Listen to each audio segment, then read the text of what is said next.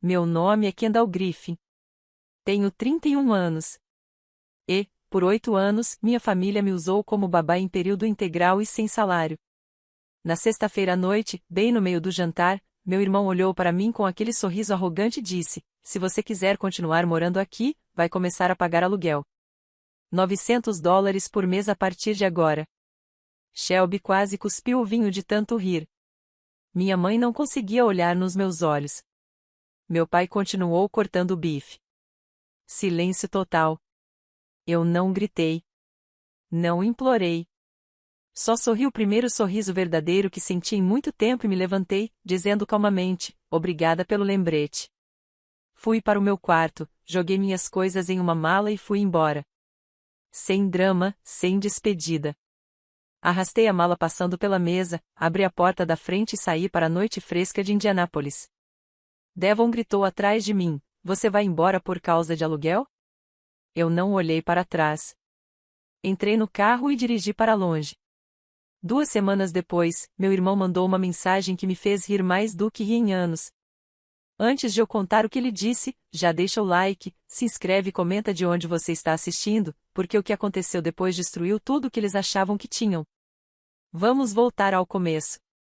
Para entender por que eu simplesmente sorri e saí naquela noite sem uma única discussão, você precisa voltar 8 anos e ver como tudo começou. Tudo começou na semana em que minha sobrinha Oakley nasceu. Meu irmão Devon, que hoje tem 35 anos, e a esposa dele, Shelby, a trouxeram do hospital, e de repente meus pais se viraram para mim como se fosse a coisa mais natural do mundo. Meu pai, Leury, e minha mãe, Teresa, me sentaram depois do jantar e disseram que precisavam de ajuda porque Devon tinha acabado de começar um novo trabalho em vendas, com horários malucos, e Shelby ainda estava se recuperando de um parto difícil. Eles prometeram que seria só por algumas semanas, até entrarem em rotina. Eu tinha 23 anos, recém-formada, trabalhando em um cargo júnior de contabilidade no centro de Indianápolis e ainda morando com meus pais em Fishers para economizar dinheiro. Então, eu aceitei. Algumas semanas viraram meses. Depois os meses viraram anos. Quando Colton chegou, 4 anos atrás, o arranjo simplesmente dobrou. Eu virei a pessoa que saía mais cedo do trabalho para buscar Oakley no jardim de infância, a que ficava em casa quando Colton tinha infecção de ouvido, a que cancelava tudo sempre que Shelby decidia que precisava de uma noite com as amigas ou quando Devon tinha um jantar de trabalho que não podia perder. Minha rotina girava em torno da deles, e ninguém jamais perguntava se aquilo estava tudo bem para mim. Eu ainda lembro do meu aniversário de 25 anos. Finalmente tive coragem de aceitar um convite de um cara do escritório que parecia realmente legal. Tínhamos reserva em um restaurante italiano charmoso na Mesave. 1 hora antes de ele me buscar, Shelby ligou chorando, dizendo que Colton estava com febre e que ela não podia faltar à aula de yoga porque o instrutor não estaria lá na semana seguinte. Minha mãe pegou o telefone logo depois e disse: querida, família vem em primeiro lugar. Você sabe disso. Você é tão boa com as crianças. O cara nunca mais me chamou para sair. Outra vez, 3 anos atrás, eu tinha planejado uma viagem de fim de semana para Chicago com 2 amigas da faculdade que eu não via há séculos. Passagens compradas, hotel reservado. Na noite antes de viajarmos, Devon me mandou uma mensagem dizendo que ele e Shelby tinham conseguido ingresso surpresa para um show e precisavam que eu cuidasse das crianças a noite inteira. Quando respondi que já tinha planos, minha mãe me olhou como se eu tivesse dado um tapa nela e disse que Devon trabalhava tanto e merecia um descanso. Eu cancelei a viagem. Minhas amigas pararam de me convidar depois disso. O pior foi a noite em que eu tive 39 graus Celsius de febre. Eu tremia embaixo de 3 cobertores, mal conseguia ficar em pé, mas Shelby ligou às 2 da manhã porque Colton não parava de chorar e ela tinha uma reunião cedo. Devon estava viajando a trabalho. Minha mãe veio até minha porta, me entregou as chaves do carro e disse que meu nome ainda era o contato de emergência da creche, então eu era a única que poderia buscá-lo se fechassem mais cedo no dia seguinte. Dirigi 25 minutos para ir e 25 para voltar em pleno fevereiro, com o aquecedor quebrado. Peguei o Colton, levei para casa, dei remédio e fiquei sentada no chão do banheiro até a febre baixar a dele e a minha. Ninguém veio ver como eu estava no dia seguinte. Sempre que eu tentava falar sobre isso, a resposta era a mesma. Meu pai dizia que eu era a confiável, a forte, a que ainda não tinha família própria, então tinha mais tempo. Minha mãe repetia que Devon e Shelby estavam construindo o futuro deles e precisavam de apoio, e que a sangue ajuda sangue. Eles faziam parecer que eu devia me sentir sortuda por ser útil. Enquanto isso, eu pagava metade das compras do supermercado, bancava todos os serviços de streaming que todo mundo usava, comprava roupas novas para as crianças sempre que Shelby decidia que tinham crescido de um dia para o outro, e ainda tentava colocar o que sobrava em uma poupança que mal crescia porque sempre aparecia alguma emergência. 8 anos daquela vida. 8 anos sendo a solução automática para qualquer problema da família do meu irmão. E nenhuma única vez alguém perguntou o que eu queria. Por isso, quando Devon soltou aquela bomba do aluguel na mesa de jantar, alguma coisa simplesmente encaixou dentro de mim. Eu não precisava mais brigar. Não precisava explicar nada. Eu já sabia exatamente qual era meu lugar ali. E, pela primeira vez em quase uma década, eu estava completamente em paz com a ideia de ir embora. Aquela noite de sexta-feira foi a gota d'água. Estávamos todos sentados ao redor da grande mesa de carvalho na sala de jantar, aquela que minha mãe ainda arruma com os pratos de festa, mesmo quando somos só nós 6. Devon tinha acabado de terminar de se gabar de um negócio que fechou no trabalho e como estava, finalmente, na fila para a vaga regional que todo mundo comentava há meses. Shelby ficava tocando o braço dele, rindo alto de tudo que ele dizia, enquanto Oakley coloria o papel americano e Colton batia a colher no copo. Então Devon colocou o garfo na mesa, olhou diretamente para mim e soltou a bomba como se estivesse pedindo para eu passar o sal. Então, a partir do mês que vem, você vai pagar aluguel se quiser continuar com seu quarto. $900. Tanto faz se é em dinheiro ou pelo Venmo. Shelby soltou uma risadinha pelo nariz e cobriu a boca como se fosse a coisa mais engraçada que tinha ouvido a semana inteira. Meu pai deu um sorte. Assentiu devagar, olhando para o prato, mastigando o mesmo pedaço de frango havia uns 5 minutos. Minha mãe pegou a jarra de água e começou a encher copos que já estavam cheios. Senti aquelas palavras acertarem bem no meio do peito. Mas, em vez de raiva, algo frio e claro passou por mim. 8 anos de planos cancelados, aniversários perdidos, noites em claro porque alguém precisava de alguma coisa, tudo passou diante dos meus olhos em um único segundo. Coloquei o guardanapo na mesa, empurrei a cadeira para trás e me levantei. Devon ergueu a sobrancelha. O quê? Você nem vai discutir? Não respondi. Caminhei pelo corredor até o meu quarto, o mesmo desde o ensino médio, com os posteres desbotados nas paredes porque eu nunca tive tempo de redecorar. Puxei debaixo da cama a maior bolsa de viagem que eu tinha, abri as gavetas e comecei a guardar tudo que realmente era meu. Meu laptop fechado, o HD externo com minhas fotos, os cadernos de desenho que eu não tocava há anos, a caixinha de joias que minha mãe me deu quando me formei na faculdade. Levou menos de 10 minutos. A maior parte do que havia naquele quarto tinha sido comprada para as crianças ou substituída tantas vezes que eu já nem lembrava o que era originalmente meu. Quando a bolsa encheu, fechei o zíper, joguei a alça no ombro e voltei pela sala de jantar. A conversa tinha parado. 5 pares de olhos me acompanhavam. Oakley parecia confusa. Colton continuava batendo a colher no copo. Parei na porta, virei uma vez e dei a eles o sorriso mais calmo que consegui. Devon bufou. Ah, por favor, Kendall. Senta. Somos todos adultos aqui. Abri a porta da frente, pisei na varanda e a fechei atrás de mim sem bater.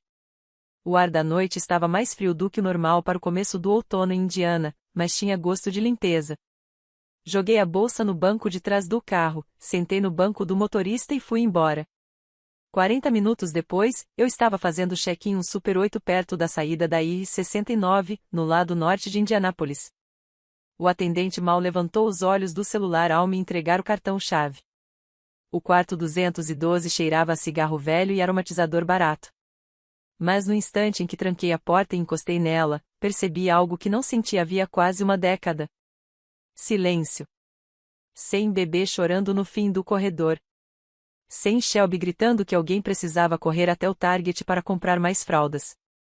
Sem Devon perguntando onde estavam as camisas de trabalho dele. Só o zumbido da máquina de gelo lá fora e o som distante dos caminhões na rodovia. Sentei na beira da cama, completamente vestida, ainda de sapatos, esperando pelas lágrimas, pelo pânico ou pela culpa que eu tinha certeza que viriam.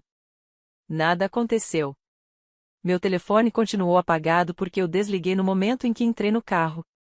Pela primeira vez desde que Oakley nasceu, eu dormi antes da meia-noite e ninguém me acordou às 3 da manhã porque uma criança teve um pesadelo, ou queria água, ou vomitou no carpete. Na manhã seguinte, acordei com a luz do sol passando pelas cortinas finas. Por alguns segundos, não soube onde estava. Depois lembrei, e o que tomou conta de mim não foi medo. Foi um alívio tão forte que quase doeu. 10 dias depois de eu desaparecer daquela casa, assinei o contrato de um estúdio minúsculo em Broadripple na manhã do sábado seguinte. Foi o terceiro lugar que visitei. 42 metros quadrados acima de uma loja de discos, paredes de tijolos expostos, uma janela enorme virada para Monon Trail e uma escada de incêndio que servia como minha varanda. O proprietário não fez muitas perguntas quando viu que eu tinha emprego estável e podia pagar o primeiro e o último mês adiantado. Na noite de domingo, eu já estava com as chaves na mão e com o primeiro endereço que era totalmente meu. Segunda-feira chegou e eu entrei no escritório como se nada tivesse mudado por fora. Mesma baia no terceiro andar do prédio no centro, mesma mancha de café no carpete perto da impressora. Mesma reunião matinal, só que, dessa vez, as pessoas perceberam algo diferente quase imediatamente. Meu líder de equipe perguntou se eu tinha cortado o cabelo. A mulher que senta na minha frente disse que minha pele parecia mais iluminada e perguntou quais produtos eu estava usando. Outra pessoa brincou dizendo que finalmente eu parecia ter dormido mais de 4 horas. Eles não estavam errados. Por 10 noites seguidas, eu dormi até o meu corpo decidir acordar. Não porque uma criança estivesse gritando ou porque Shelby estivesse batendo na minha porta dizendo que não achava o sapato esquerdo do Colton. Eu mantive o celular desligado o tempo inteiro. Não no silencioso, não no não perturbe. Desligado. 10 dias sem uma única notificação, sem ouvir aquela vibração familiar que sempre significava que alguém precisava de algo urgente. Sem ligações de última hora da creche.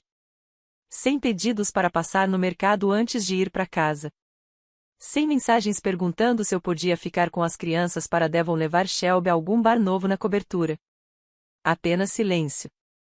Com as horas extras no meu dia, comecei a fazer coisas que não fazia há anos.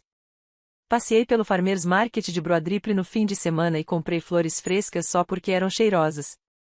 Encontrei um brechó a 2 quadras e comprei um sofá usado por $200, uma mesa de centro pintada de azul petróleo e um conjunto de abajures completamente diferentes um do outro mas que funcionavam. Passei um sábado inteiro pintando a parede de tijolos com um tom suave de salve enquanto ouvia a música que eu quisesse, no volume que eu quisesse. Ninguém reclamou. Ninguém pediu para eu abaixar o som porque o bebê estava tirando cochilo. A melhor descoberta foi um bloco de desenho enorme que encontrei enterrado em uma das caixas que trouxe da casa antiga. Eu desenhava o tempo todo na faculdade pequenas paisagens urbanas em carvão, retratos em aquarela. Mas em algum momento da vida, parei. Na primeira quarta-feira à noite, depois do trabalho, sentei no chão com um conjunto barato de lápis e comecei a desenhar a vista da minha escada de incêndio. As luzes da trilha acendendo ao anoitecer. Pessoas passeando com cachorros. Corredores com fones de ouvido. O canal refletindo os últimos minutos de sol. Minha mão lembrou o que fazer mais rápido do que meu cérebro. Quando levantei os olhos, já era mais de meia-noite e eu tinha 3 páginas prontas que eu realmente não detestava. Passei a cozinhar refeições de verdade para uma pessoa, em vez de jogar qualquer coisa na panela que desse para alimentar 6 numa terça-feira qualquer. Descobri que na verdade eu gosto de salmão quando ele não está afogado em ketchup para agradar as crianças. Comprei grãos de café de qualidade e parei de beber o resto frio da cafeteira da casa antiga. Tomei banhos longos sem ninguém batendo na porta perguntando se eu tinha visto o carregador do iPad. Li livros inteiros de uma vez só, sentada no sofá, com todas as janelas abertas e o barulhinho da trilha subindo como música ambiente. Pela primeira vez desde os 23 anos, eu não estava esperando a próxima emergência. Meu tempo era só meu. E essa sensação era tão estranha que eu me pegava sorrindo do nada, feito boba, parada no corredor de cereais ou esperando o semáforo de pedestres abrir. 10 dias sendo dona de cada minuto da minha vida, e eu já sabia que nunca mais voltaria àquilo que era antes. No 11º dia, finalmente liguei o celular. Assim que a tela acendeu, ele começou a vibrar tão forte que quase caiu da minha mão. 87 chamadas perdidas. 432 mensagens de texto. 17 correios de voz. Todos dos mesmos 4 números. Sentei no chão do meu estúdio, com as costas na parede recém-pintada, e comecei a rolar a tela. Minha mãe enviou 38 mensagens só na primeira noite. Começavam com onde você está, e em isso não é engraçado, Kendall, e rapidamente viravam a seu pai está preocupado e a Oakley não para de perguntar por que a tia Kendall foi embora. No terceiro dia, já eram só emojis chorando e palavras soltas como por favor. Shelby encheu 2 conversas inteiras com fotos e vídeos do Colton chorando no berço, abraçado ao dinossauro de pelúcia, perguntando quando eu ia voltar para ler a história de dormir. Uma mensagem dizia: ele não dorme a noite inteira desde que você saiu. A culpa é sua. Outra veio às 2 da manhã, ele vomitou de tanto chorar. Espero que esteja feliz com essa saída teatral. As mensagens do Devon eram mais curtas e muito mais irritadas. A primeira, 20 minutos depois que saí pela porta. Nossa, bem maduro da sua parte, fugir como uma adolescente. Na tarde seguinte. Você tá mesmo fazendo isso por causa de $900? No quarto dia, ele tentou parecer razoável. Olha, a gente pode conversar sobre o aluguel. Só volta pra casa. Quando isso não funcionou, veio a culpa. A pressão do papai tá nas alturas por sua causa. No 8º dia, ele já nem tentava disfarçar. Você é egoísta. Sempre foi. Tomara que essa liberdade valha a destruição da sua família. Li cada uma, sem responder. Os áudios eram piores. Shelby deixou 6 seguidos, a voz falhando, dizendo que as crianças estavam confusas e com medo, que eu estava partindo o coração delas. Minha mãe deixou uma mensagem longa e confusa, que terminou com ela chorando tanto que eu não conseguia entender os últimos 30 segundos. Devon deixou exatamente um correio de voz, a voz baixa e fria. Você acha que tá dando uma lição na gente? Espera até ser você quem precisar de alguma coisa. Você vai voltar rastejando, e vamos ver com que rapidez a gente esquece isso. Deixei o celular carregar completamente enquanto fazia café e olhava pela janela para a trilha.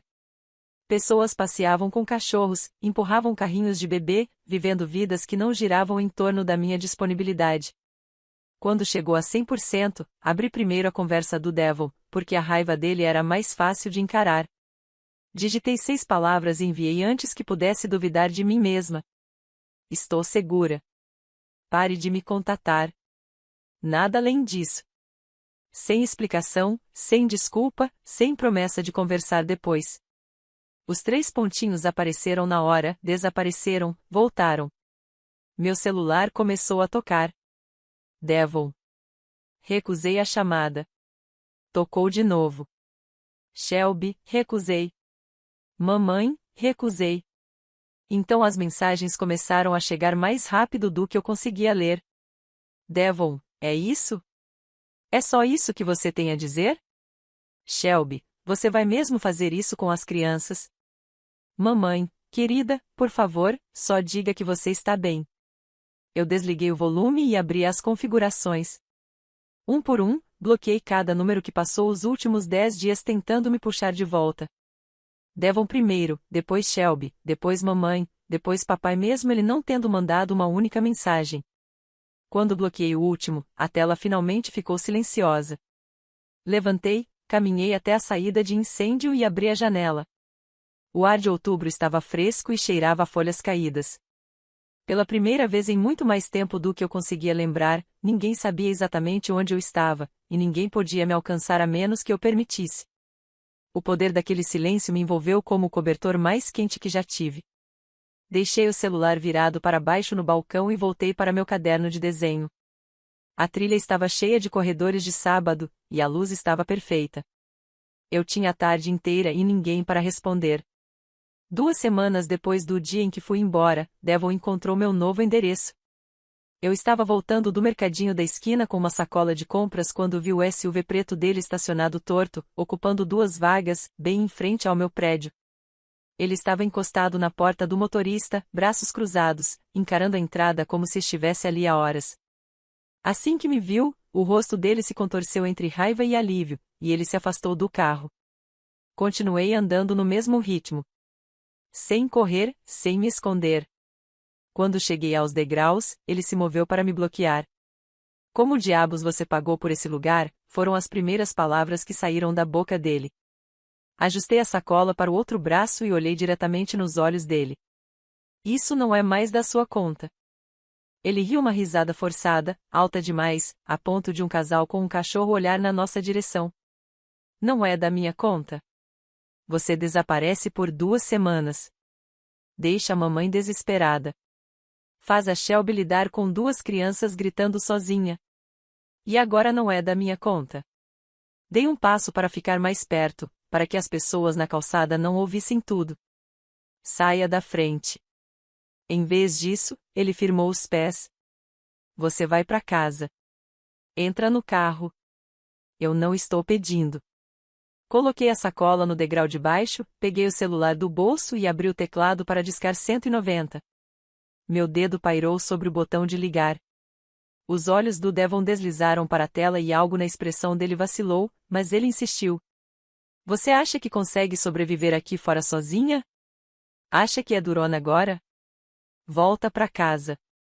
Eu nem vou falar do aluguel de novo. Vamos fingir que nada disso aconteceu. Eu apertei o botão. O tom de emergência começou a apitar alto, claro, impossível de ignorar. O rosto dele empalideceu. Kendall, para. Vai embora ou eu termino a ligação. Sua escolha. Ele me encarou como se não reconhecesse a pessoa na frente dele. Pela primeira vez na minha vida, eu não recuei. Não pedi desculpas. Não tentei acalmá-lo. Só esperei. Você vai mesmo fazer isso? Ele perguntou, a voz falhando na última palavra. Vai jogar sua família inteira fora? Não, respondi, firme e tranquila. Eu estou escolhendo a mim mesma. Um vizinho saiu do prédio, viu a cena e diminuiu o passo. Devon percebeu a plateia e toda a raiva evaporou de repente. Ele deu um passo para trás, depois outro, levantando as mãos como se eu fosse a pessoa que o estivesse encurralando. Você vai se arrepender disso, murmurou, mas até ele parecia saber que a ameaça tinha soado fraca. Entrou no SUV, bateu a porta com força suficiente para o carro balançar, e arrancou sem olhar para trás. Fiquei parada na calçada até as luzes traseiras desaparecerem na curva. Meu coração batia acelerado não de medo, mas de adrenalina. A mesma sensação que eu tinha antes de uma grande apresentação no trabalho, o momento em que tudo encaixa e você sabe que é capaz. Peguei minhas compras, subi as escadas até meu estúdio e tranquei a porta atrás de mim.